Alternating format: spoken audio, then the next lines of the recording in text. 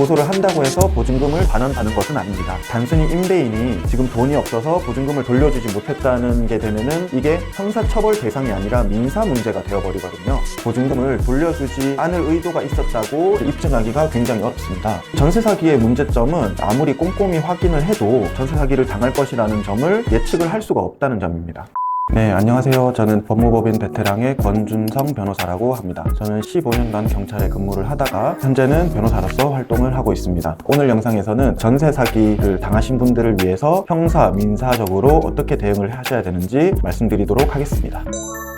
전세 사기가 2년 전부터 많이 이슈화가 됐었는데, 그래서 국회에서 전세 사기 피해자법을 만들어서 피해자들을 지원을 해주고 있는데, 본래 2025년 5월 31일까지 전세 사기 피해자법이 시행이 되고 폐지가 될 예정이었습니다. 그런데 5월 1일에 개정안이 다시 통과가 되면서 전세 사기 피해자법이 2027년 5월 31일까지 2년 연장이 되었습니다. 이렇게 연장이 된 이유는 전세 사기가 한창 이슈화는 지났지만 최근에도 피해자들이 계속 발생을 하고 있기 때문에 이런 피해자들을 도와주기 위해서 이렇게 법이 연장이 된 건데요. 사실 이 전세 사기의 문제점은 임차인이 아무리 꼼꼼히 확인을 해도 전세 사기를 당할 것이라는 점을 예측을 할 수가 없다는 점입니다.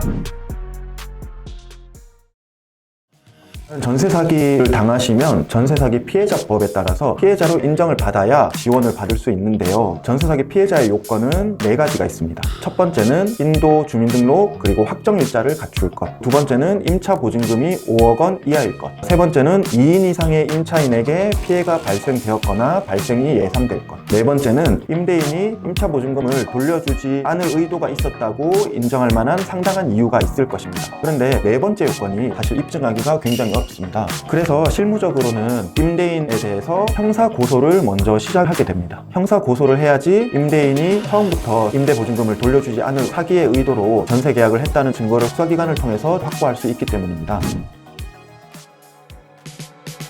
경찰에 고소장을 작성을 하고 그 다음에 고소인이 출석해서 경찰에 피해 사실을 진술을 하게 되는데, 이때 단순히 임대인이 차후에 경제적 변화로 인해서 돌려주지 못했다는 게 되면은 이게 형사처벌 대상이 아니라 민사 문제가 되어버리거든요.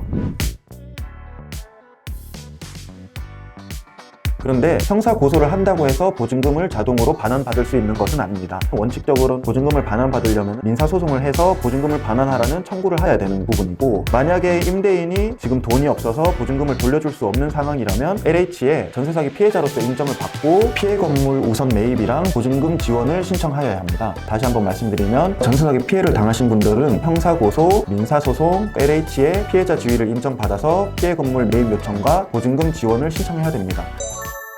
제가 이제까지 말씀드린 경찰 고소나 민사소송 절차가 요건에 맞춰서 진행을 해야 되는 부분이기 때문에 혼자서 진행하기는 어려움이 있습니다. 저희 법무법인 베테랑에서는 고소장 작성부터 경찰에 출석하셔서 어떻게 진술을 하셔야 되는지 미리 진술 방향 같은 거를 같이 조언을 해드리고, 경찰에 고소인 조사 출석하실 때 동행을 해서 옆에서 진술을 조력을 해드리고 있습니다. 그래서 전세 사기를 이미 당하셨거나 지금 살고 계신 주택에 경매가 개시가 돼서 실제 피해가 발생할 것이 예상이 된다면 저희 법무법인으로 연락을 주시면 감사하겠습니다. 저는 법무법인 베테랑의 권준성 변호사였습니다. 감사합니다.